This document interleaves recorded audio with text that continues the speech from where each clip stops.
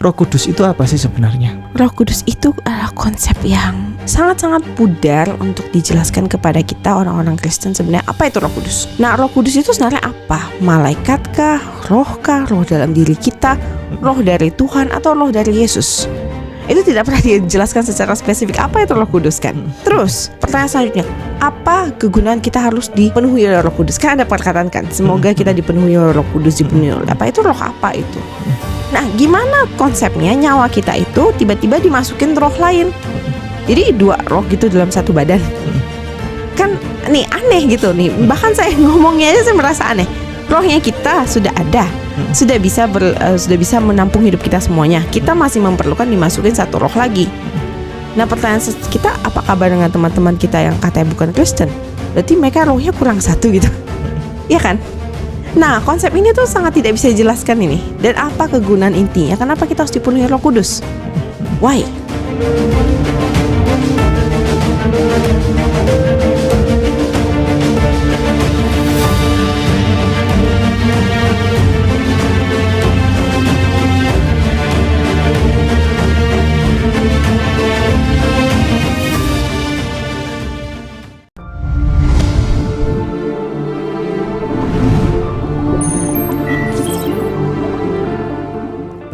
A'udzubillahi minasyaitonirrajim. Bismillahirrahmanirrahim. Assalamualaikum warahmatullahi wabarakatuh. Alhamdulillahirabbil alamin. Allahumma shalli wa sallim wa barik ala nabiyyina Muhammadin wa ala alihi wa ashabihi ajma'in, amma ba'd. Alhamdulillah, spesial hari ini bersama Cici Jesslyn. Jesslyn artinya apa? Jesslyn sebenarnya itu lebih ke nama-nama Inggris ya. Kurang ada artinya. Cuma nama belakang saya ada artinya. Thea itu kan Jesslyn Thea Lestari. Thea itu abadi. Lestarinya juga ada artinya abadinya. Tapi Thea-nya itu ada arti goddess. Goddess-nya itu ada arti Thea-nya. Saya punya teman, dia pengusaha. Kemudian nama anaknya Jesslyn. Iya. Kebetulan dia Kristen. Terus nama anaknya dipakai buat nama bantal, produk bantal itu, bantal silikon itu. Bantal silikon namanya Jesslyn. Jesslyn. Oh. Ya, namanya tulisannya persis Jesslyn, Jesslyn. Oh. Gitu. Baik, sehat? Sehat. Cici? Baik, aman. Baik, Bismillah. Saya akan tunjukkan satu ayat Al-Quran. Baik. Dimana begini. Biasanya saudara kita Kristen bilang, nggak usah ngomong Alkitab deh, ngomong Al-Quran aja. Iya. Oke, kita buka Al-Quran. Saya akan buka surat Al-Baqarah ayatnya 79. Nanti saya izin komentar Cici ya. Baik. A'udzubillahi minasyaitonirrajim. Bismillahirrahmanirrahim. Saya tunjukkan kepada pemirsa ayatnya yang original teks sama terjemahan. Fawailul lilladzina yaktubunal kitaba biaidihim thumma yaquluna hadza min indillahi liyashtaru bihi thamanan qalila. Fawailul lahum mimma katabat aidihim wa wailul lahum mimma yaksibun. Artinya ini. Maka celakalah orang-orang yang menulis kitab dengan tangan mereka sendiri, kemudian berkata, ini dari Allah, dengan dimaksud untuk menjualnya dengan harga murah. Maka celakalah mereka karena tulisan tangan mereka, dan celakalah mereka karena apa yang mereka perbuat. Jadi Allah ini sedang mengkritisi. Ini Allah sendiri yang menyampaikan, sedang mengkritisi sebuah kejadian di mana terjadi dalam sejarah itu proses penulisan tangan-tangan manusia, ya. Kemudian itu disampaikan bahwa itu dari Allah. Itu adalah firman. Ini adalah kritik dari Al-Quran. Kritik langsung dari Allah. Komentar. Begini ya, kalau namanya kitab sucinya kita, harusnya memang tidak ada campur tangan dari opini, tidak ada berisi opini-opini dari nabi-nabi kita. Betul. Karena kan ada di Alkitab itu kan ada banyak nabi-nabi lain. Betul. Selain Yesus Kristus ada banyak nabi. Nah, harusnya nabi-nabi tersebut tidak boleh memasukkan opini mereka supaya opini mereka tidak dijadikan panduan hidup yang oleh orang-orang Kristen sendiri. Karena jika orang Kristen buka Alkitab, saat mereka lihat Alkitab itu, mereka akan percaya seluruh itu adalah kata dari Tuhan. Betul? Nah, ketika mereka sudah percaya, mereka tidak akan bisa, atau orang awam itu tidak punya kemampuan untuk membedakan mana yang opini, mana yang kata dari Tuhan. Dan hal tersebut nih, yang keduanya adalah hal tersebut tidak diajarkan cara membedakan mana yang opini, yang mana yang kata Tuhan, kan? Mana yang emang firman Allah yang diturunkan kepada kita. Karena kalau isinya hanya opini dan cerita-cerita itu bisa saja mengandung ajaran-ajaran yang negatif, betul? Karena itu cerita konsepnya. Dan opini itu bukan perkataan Tuhan. Jadi kita akan mengikuti perkataan manusia. Nah, itu sangat tidak lazim harusnya dilakukan oleh kita.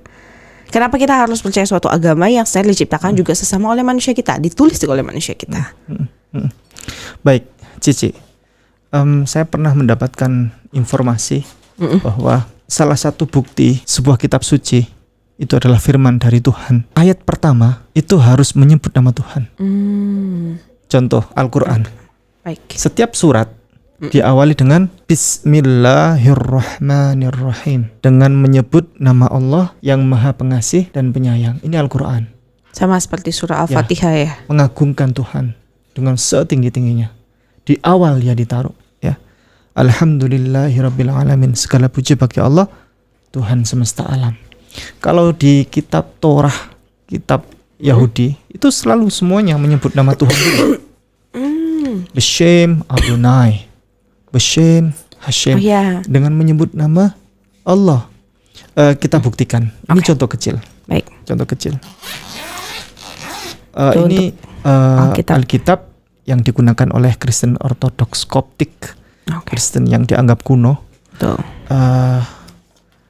Kita ambil yang perjanjian lama, karena perjanjian lama kan diambil dari Torah, ya, dari tanah kan. Itu kitab aslinya.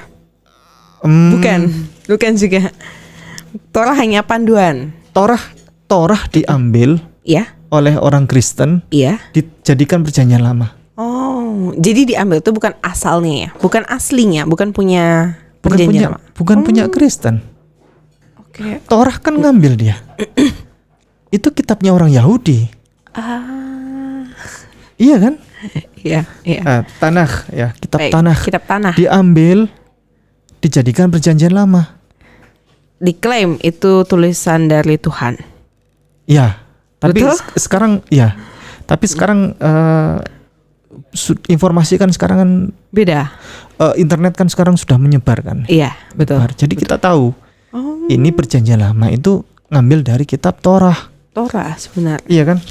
Jadi bukan tulisan dari firman Allah yang turun ke bumi menjadi perjanjian lama, bukan. Dia ngambil dari Torah, kitabnya orang Yahudi. Makanya kalau orang rabai-rabai itu kita tanya, gimana? Lah, kitab suci kita diambil katanya. Baik, ini kitab Kejadian. Baik. Genesis ya. At-Takwin. Kalau versi bahasa Kejadian. Ya bahasa Alkitabul Muqaddas ya. At-Takwin, kitab Kejadian. Apa yang disebut pertama kali? Fil bad'i khalaqallahu as-samawati wal ard. Siapa yang disebut pertama kali? Allah di sini. Ya kan? Kitab pertama kali Torah di sini, kitab Kejadian. Yang disebut pertama kali adalah Allah. Pada mulanya ya, pada awalnya, kejadian awalnya itu adalah Allah menciptakan langit dan bumi. Allah yang disebut pertama kali. Sekarang kita buktikan. Kita buktikan dari kitab yang berbahasa Hebrew. Ini Perjanjian Lama Ibrani Indonesia. Apakah sama dengan Alkitab milik Ortodoks? Coba kita lihat.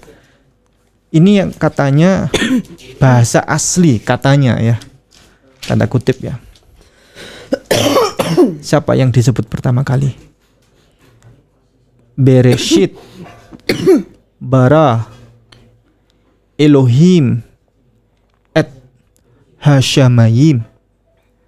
Yang pertama kali disebut itu nama Tuhan, Elohim. Elohim. Pada mulanya Allah menciptakan langit dan bumi. Sekarang kita bandingkan. Cici buka Lukas pasal 1 ayat 1. Lukas pasal 1 ayat 1. Ya. Theophilus yang mulia, banyak orang telah berusaha menyusun suatu berita tentang peristiwa-peristiwa yang telah terjadi di antara kita. Stop. Siapa yang disebut pertama kali? Theophilus. Theophilus. Itu Lukas. Itu adalah kitab karangan Dr. Lukas. Dokter. Dia bule. Bukan nabi. Kita tidak membahas itu ya. Oke, baik. Kita tidak membahas dia nabi atau bukan. Oke. Dia Dr. Lukas. Dia orang bule. Dia bukan orang Arab. Dan dia yang menulis kitab Lukas itu. Silakan di Google boleh. Jadi ketik aja Lukas pengarangnya siapa dan seterusnya. Nanti keluar semua. Okay. Nah itu yang menarik adalah yang disebut pertama kali nama Allah bukan. Tapi Theophilus. Tahu tidak Theophilus itu siapa? Siapa itu? Dia yang mendanai Lukas untuk proyek pengerjaan dan perjalanan penulisan kitab Lukas. Dr. Lukas menulis 2 kitab. Namanya Lukas, satunya Kisah Para Rasul. Penulisnya sama Dr. Lukas. Coba Kisah Para Rasul pasal 1 ayat 1. Kisah Para Rasul pasal 1 ayat 1. Hai Theophilus, dalam bukuku yang pertama, aku menulis tentang segala sesuatu yang dikerjakan dan diajarkan Yesus. Siapa yang disebut pertama kali? Theophilus. Theophilus. Karena Dr. Lukas ini orangnya baik hati. Dia merasa berterima kasih. Dia mengakui. Berterima kasih kepada orang yang telah berjasa kepadanya dalam proyek penulisan dan perjalanan penulisan kitab suci ini. Cici dulu pernah skripsi kuliah. Iya, betul, pernah. Dalam skripsi itu halaman pertama apa tulisnya? Ucapan terima kasih. Kepada siapa waktu itu? Kepada pertama Allah, kepada Tuhan kita dulu yang kita percayai, habis itu kepada dosen-dosen kita. Dosen-dosen ya. Betul, dosen-dosen kita. Ya kurang lebih seperti itu. Jadi Dr. Lukas ini orangnya baik hati bahwa dia berterima kasih atas jasa dari Theophilus. Nah inilah yang menjadi cikal bakal dari kata teologi. Dari Theophilus. Makanya hati-hati. Ini ada semacam korelasi ya. Cici bisa buka kitab Galatia pasal 1 ayat 1. Galatia pasal 1 ayat 1. Dari Paulus, seorang rasul, bukan karena manusia, juga bukan oleh seorang manusia, melainkan oleh Yesus Kristus dan Allah Bapa. Ya, yang telah dulu. Oke. Siapa nama pertama yang disebut? Paulus. Judul perikopnya apa? Salam. Yang atas lagi. Surat Paulus kepada jemaat di Galatia. Surat Paulus kepada jemaat di Galatia. Buka kitab Roma pasal 1 ayat 1. Roma di Perjanjian Lama, Perjanjian Baru. Oke. Roma pasal 1 ayat 1. Perikopnya surat Paulus kepada jemaat di Roma. Ayat 1. Dari Paulus, hamba Kristus Yesus yang dipanggil menjadi rasul dan dikuduskan untuk memberitakan Injil Allah. Siapa yang disebut pertama kali? Paulus. Begitu. Izin memberikan komentar. Jadi semua kitab ya yang karangan Paulus ya. Coba saya sebelum Cici memberikan komentar ya. Mulai dari Roma ya. Roma ini surat Paulus kepada jemaat di Roma. Ya, kemudian lanjut berikutnya Galatia. Ya, Korintus, surat Paulus yang pertama kepada jemaat di Korintus. Lanjut Galatia, surat Paulus kepada jemaat di Galatia. Sama, semuanya dari Paulus. Kata pertama yang diucapkan termasuk Kolose, Filipi, semua di belakangnya dari Paulus ya? Ya, dari Paulus, di depannya. Oke. Jadi saya mayoritas sepertinya ya cukup banyak soal yang Ini ditulis. surat Paulus untuk jemaat di kota Filipi. Betul. Jadi Roma ya kota Roma, Filipi kota Galatia Filipi. juga kota Ya. dan Tesalonika juga kota. Ya, Tesalonika. Surat Paulus yang pertama Dan kepada jemaat di Timotius. Tesalonika. Surat Paulus kepada Timotius. Betul. Kata pertamanya juga sama dari Paulus. Jadi sebenarnya kalau kita baca saja, belum perlu dipikirkan ya. Beda antara baca dan dipikirkan. Kita baca saja sebenarnya ini Alkitab berarti karangan Paulus. Memang iya. Kan ada tulisan dari Dan Paulus. bukan dari surat- Tuhan ya berarti ya. Surat kita tidak bisa berkomentar seperti itu karena biasanya saudara kita Kristen kita tanyakan, Iya. jawabnya itu Paulus mendapatkan bimbingan dari Roh Kudus. Nah, inilah yang saya bertanya kepada Cici.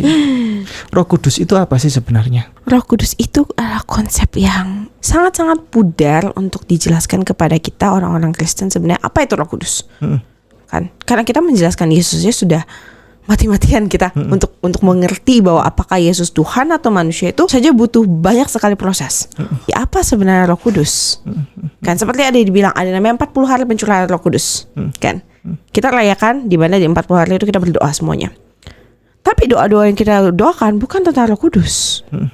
Doa-doanya hanya seperti ayat-ayat biasa yang kita bacakan ini itu dan kita mempercayai Roh Kudus. Nah, Roh Kudus itu sebenarnya apa? Malaikat kah? Roh kah? Roh dalam diri kita? Roh dari Tuhan atau roh dari Yesus? Itu tidak pernah dijelaskan secara spesifik apa itu Roh Kudus kan. Dan ini lagi ada orang bilang pencurahan Roh Kudus itu kita bisa kerasukan Roh Kudus. Betul?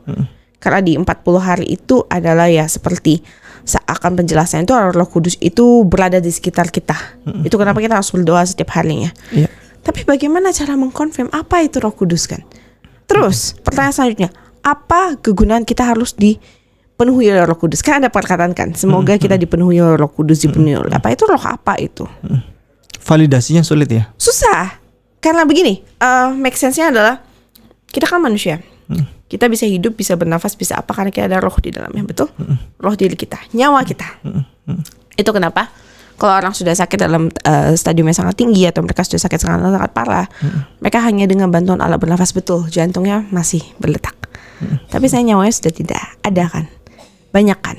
Nah, itu kan pembuktian bahwa satu badan hanya bisa menampung satu roh kita, nyawa kita. Nah, gimana konsepnya nyawa kita itu tiba-tiba dimasukin roh lain? Jadi dua roh gitu dalam satu badan. Kan nih aneh gitu nih. Bahkan saya ngomongnya aja saya merasa aneh. Rohnya kita sudah ada, sudah bisa menampung hidup kita semuanya. Kita masih memerlukan dimasukin satu roh lagi. Nah, pertanyaan kita, apa kabar dengan teman-teman kita yang katanya bukan Kristen? Berarti mereka rohnya kurang satu gitu. Iya kan? Nah, konsep ini tuh sangat tidak bisa dijelaskan ini. Dan apa kegunaan intinya? Kenapa kita harus dipenuhi Roh Kudus? Why? Berbahaya loh. Masalah kehidupan tentang begini. Kehidupan roh-roh itu berhubungan dengan kehidupan yang tidak bisa kita lihat dengan mata. Kehidupan yang sangat dipercayai dan itu tuh mendekati keilmuan-ilmuwan ya sepertinya ya. Karena kan berhubungan dengan roh.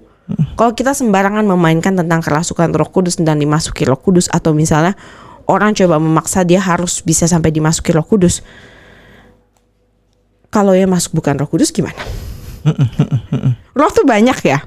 Di sekeliling kita tuh saya yakin roh itu banyak jenisnya. Itu kenapa manusia itu cukup kuat dan misalnya dia kalau emang mentalitasnya kuat apa tidak bisa dimasuki oleh roh-roh sembarangan, betul? Seperti setan, jin dan lain-lain tidak bisa Roh halus dimasuki. namanya. Roh halus, betul. Nah, Roh Kudus itu kan salah satu roh halus ya. Betul kan? Jadi kayak ada 100 jenis. Goib. Namanya goib. Ya. Goib ya. Ya. Roh yang goib-goib itu. Nah, Roh Kudus kan salah satunya. Ya. The key is like that. Kalau kita memanggil satu roh, yang lainnya akan mendengarkan, betul? Tidak. Kalau kita tidak tahu kita panggil yang mana, kita panggil Roh Kudus nih. Betul. Tapi kamu tahu tidak di otak kamu apa yang kamu panggil? Karena kamu hanya mengikuti, betul? Tapi yang kamu panggil bisa saja bukan yang datang, yang masuk. Siapa yang bisa memvalidasi itu Roh Kudus? Pendeta bisakah? Tiba-tiba saya lagi berdoa, 40 hari pencurahan Roh Kudus saya berdoa. Saya sedang stres, sedih dan lain-lain. Kondisi mental saya rendah. Ya. Saya mungkin Seharusnya mungkin ada orang-orang yang merasa seperti ingin mengakhiri hidupnya atau apa. Ya. Kan rohnya dia sudah lemah ya. Rohnya dia sudah menyerah dalam hidupnya, betul?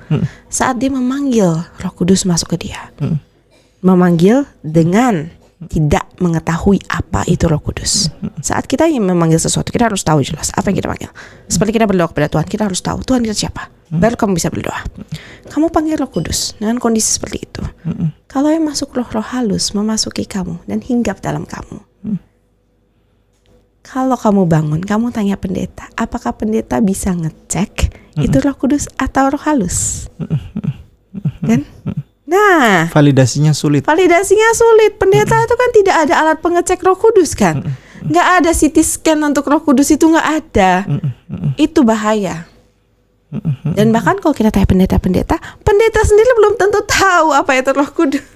Iya. Ya mereka hanya mengucapkan doa karena memang ada tertulis di Alkitab dan memang ada ajaran-ajaran saat mereka belajar Injil. Memang kita diajarkan untuk percaya kepada Tuhan, Yesus dan Roh Kudus. Hanya berdasarkan saya cuma percaya. Kamu percaya apa? Ya pokoknya saya percaya. Nah itulah kebahayaan tentang kepercayaan. Kalau misalnya kita berpikir sedikit jauh lebih jauhnya itu, dia akan mengundang hal-hal yang tidak diinginkan seperti pernyataan Roh Kudus tersebut. Nah, ketika saya bertanya kepada saudara kita Kristen, ini bukan pernyataan saya, tapi pernyataan pada umumnya. Baik. Saudara kami Kristen dan Katolik. Ketika saya tanya bagaimana proses penulisan kitab-kitab karangan Paulus, mereka biasanya menjawab begini: Paulus berada dalam bimbingan Roh Kudus, lalu ia menuliskan firman-firman Tuhan. Ya, dalam tanda kutip tadi itu kita garis bawahi dalam bimbingan Roh Kudus. Ya, jadi sehingga tulisan itu berada dalam otoritas ya bimbingan Roh Kudus. Mungkin saudara kami dari kaum muslimin ya, kaum muslimin biasa dimurtadkan dengan bahasa-bahasa Roh Kudus ya, di mana-mana, di pedalaman, di desa-desa. Ya mereka percaya Roh Kudus karena ada bimbingan. Seakan dia didatangi oleh Roh Kudus, begitu ya? Apa katanya? Pemurtadan itu seringkali menggunakan bahasa-bahasa Roh Kudus. Ya, jadi menyampaikan kepada orang-orang Islam, mari kita hidup ini dalam bimbingan Roh Kudus, begitu kan? Bukan dalam bimbingan Tuhan ya. Menghadirkan Roh Kudus ke dalam rumah kita ya, dan seterusnya, begitu. Ini bahasa-bahasa pemurtadan ya, memurtadkan orang Islam. Oke, baik. Namun saya izin nanya kepada Cici sekarang, Roh Kudus ini Tuhan atau apa sebenarnya? Roh Kudus ini kalau dikategorikan berdasarkan kekuatan Tritunggal, di mana berdasarkan base Tritunggal dia adalah Tuhan ketiga. Tuhan ketiga. Jadi Tuhan pertama, Tuhan kedua, Tuhan ketiga. Tapi jarang disebut ya sama orang-orang. Disebut? Enggak, maksudnya dari mana? Posisi apakah dia Tuhan keberapa? Posisinya. Tidak disebut tapi kita tahu. Maksudnya begini, kalau setara ya, Tuhan itu setara, Bapa, Yesus, Roh Kudus, itu harusnya ada rolling gitu kan? Iya, betul. Rolling, jadi penyebutannya tiap hari itu. Bahkan penyebutannya saja coba dilihat.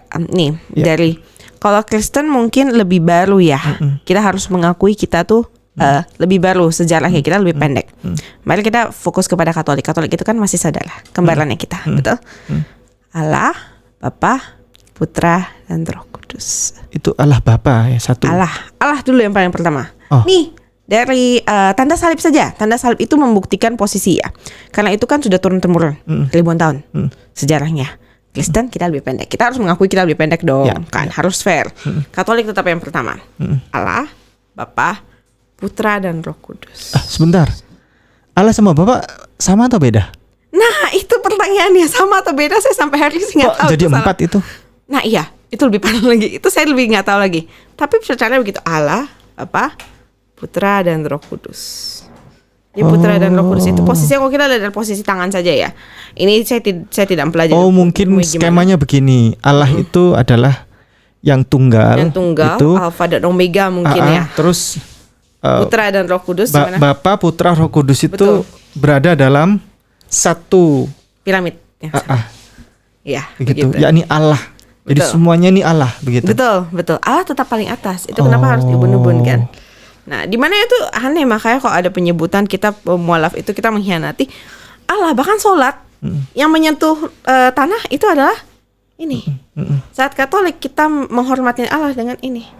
Iya. Karena akal kita ini adalah kesempurnaan Allah yang diberikan kepada manusia. Akal kita posisinya di sini. Gitu. Jadi Roh Kudus posisinya bisa dilihat kalau misalnya kita dari Katolik saja ya. Itu sepertinya setara dengan putra di mana kan anak Allah, Yesus Kristus. Betul. Tapi kalau kita lihat dari susunannya berarti yang ketiga dong, terakhir. Roh Kudus itu yang paling bawah kan. Nah begitu. Iya. Kenapa tidak pernah di rolling ya? Jadi Kenapa Roh Kudus dulu ya? Roh Kudus yang paling atas. Nanti baru kita bahas tentang Allah dan Yesus. Bapak Yesus itu. Betul. Karena nggak boleh. Kalau misalnya setara ya. Iya, kalau setara. Tapi kan tidak boleh. Tidak boleh. Kalau tiba-tiba kita begitu, kita bakal disebut ajaran sesat. Kalau di gereja kita tiba-tiba menyebut Roh Kudus lebih dahulu, itu berbahaya. Berarti apakah ada otoritas yang lebih besar, ada yang kecil gitu? Ada harusnya. Nah, tapi kalau kita tanya pendeta itu, imani saja pasti jawabannya. Jawabannya pasti percaya saja. Percaya bahwa hidup kita memang membutuhkan Roh Kudus. Dan lucu, kita membutuhkan sesuatu yang kita tidak tahu itu apa. Misalnya saya haus, saya lapar. Saya tahu saya butuh minum. Kan? Tapi dia bilang, hidup kita harus haus akan Roh Kudus. Roh Kudus itu apa? Apa yang saya haus dari Roh Kudus? Apa yang saya kurang? Saya kurang roh? Tidak, saya tidak kurang roh. Saya punya roh saya. Roh saya sehat dan sangat kuat. Kenapa saya butuh Roh Kudus? Terus kenapa kita harus berjalan di bimbingan Roh Kudus atau bimbingan apa? Nih, ada beberapa peringatan dari teman-teman Kristen saya, saudara-saudara saya, bahkan keluarga-keluarga saya juga. Kadang tuh mereka suka bilang saya mimpi didatangi Roh Kudus. Nah, itu tuh buat saya tuh tidak make sense sama sekali. Dan itu tuh, kamu didatangi apa sebenarnya? Roh Kudus tuh bentuknya seperti apa? Nah, habis itu bagaimana kamu tahu dia Roh Kudus? Saya pernah tanyain, kok bisa tahu tuh Roh Kudus? Emangnya dia memperkenalkan diri, habis itu dia menunjukkan KTP atau menunjukkan apa? Aduh, ini kan pasti saudara Kristen kita paling agak marah ya kalau dibilang harus menunjukkan validasi ya, seperti ya. Aduh, rasanya tuh panas, kayak cacing kepanasan. Tapi sebenarnya kita harus tahu, kan dibilang di mimpi didatangi Roh Kudus, betul. Kok dia bisa tahu dia Roh Kudus? Dan itu kan mimpi ya. Mimpi itu biasa kita lupa. Kita bangun kita lupa, forget usually. Tapi sometimes ada yang berbeda case ya, betul? Nah, gimana di mimpi ini? Apakah dia menunjukkan sesuatu dari Roh Kudus atau apa bentuknya kayak Tuhan seperti Yesus kan? Yesus kan ada pembentukan wajahnya ya. Ada di make lah wajahnya seperti apa. Apakah kamu melihat Yesus atau melihat apa? Bukan, dia itu memang bimbingan Roh Kudus. Memang seperti ada cahaya, ada apa? Cahaya ya cahaya, Bu. Roh Kudus ya Roh Kudus. Emang Roh Kudus pasti cahaya? Kan kita tidak tahu kan hal itu kan. Tapi mereka bakal ngotot nih. Kok saudara-saudara Kristen bakal ngotot. Waduh, kamu itu kurang beriman, kurang apa? Aduh, masuk lagi ke kita. Padahal kita yang tanya, tapi kita yang kena ya. Kan kita hanya memvalidasi apa itu kan. Nanti yang dibilang adalah hal-hal yang kayak ada nubuat dari Roh Kudus. Kita harus melakukan ini, melakukan itu. You never know loh apa yang ada di mimpi kita loh. Mungkin kamu itu memang mungkin itu kemauan kamu atau something. Kan banyak hal yang sangat bisa mempengaruhi ya. Jadi tidak ada yang namanya berjalan dalam bimbingan Roh Kudus. Kayak rumah kita harus dipenuhi dengan Roh Kudus, keluarga kita harus berjalan dalam anugerah Roh Kudus itu. Itu apa konsepnya berjalan anugerah Roh Kudus? Kita sih tidak tahu Roh Kudus itu apa. Dalam Islam Roh Kudus itu adalah Ruhul Qudus. Dia adalah malaikat Jibril. Malaikat Jibril. Jadi malaikat statusnya. Kalau di kita tidak. Tidak.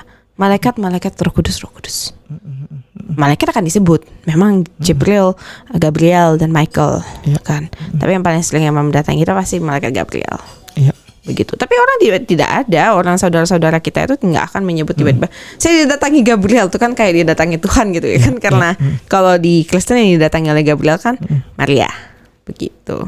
Dalam Islam roh itu adalah makhluk. Semua roh itu, karena kita juga makhluk kan. Ya, ciptaan Tuhan. Betul. Dalam diri manusia itu ada rohnya. Betul. Roh sendiri. Roh sendiri kita. Selain roh yang lain ya. Betul. Roh yang tadi yang gaib tadi itu. Jin dan lain sebagainya itu masuk dalam roh yang gaib ya. Itu ciptaan Tuhan semuanya. Ciptaan Tuhan semuanya. Saya ada baca tuh bagiannya. Jadi kalau Allah bukan roh, ini hati-hati. Jadi tolong jangan samakan antara Islam dan Kristen kepada saudara kita Kristen yang sering menyamakan ya. Jadi Tuhan tuh roh katanya. Nah, iya. Bukan. Iya. Jadi Islam itu, roh itu ciptaan Allah, dia makhluk.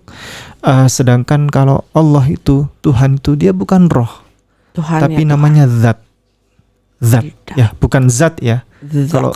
Kalau zat itu ZAT, tapi kalau zat itu zal ya, DZ ya, Toh. zat ya. Toh. Itu zat itu adalah otoritas Tuhan itu sudah, yang tidak disamakan dengan apapun. Satu-satunya, Gitu. the one and only. Iya, absolutely gitu kan. Absolutely, betul. Iya. Keabsolutan Tuhan. Begitu barangkali. Jadi alhamdulillah dapat ilmu tambahan saya dari JJ tentang Roh Kudus. Ya, semoga kita semuanya dalam bimbingan dalam bimbingan hidayah Allah Subhanahu wa Hidayah taala. Allah. Betul. Baik, terima kasih, barakallahu fikum. Assalamualaikum warahmatullahi wabarakatuh. Ini adalah lukisan menakjubkan. Lukisan indahnya Kabupaten Kepulauan Sangihe. Dilukis dengan sangat hati-hati dan diselesaikan selama berbulan-bulan. Dilukis oleh seniman yang pernah diundang langsung oleh Raja Salman. Dilelang dengan harga 10,5 juta saja, yang dananya 100% kami gunakan untuk pembangunan Masjid Terpadu Hagia Sophia, Kota Malang.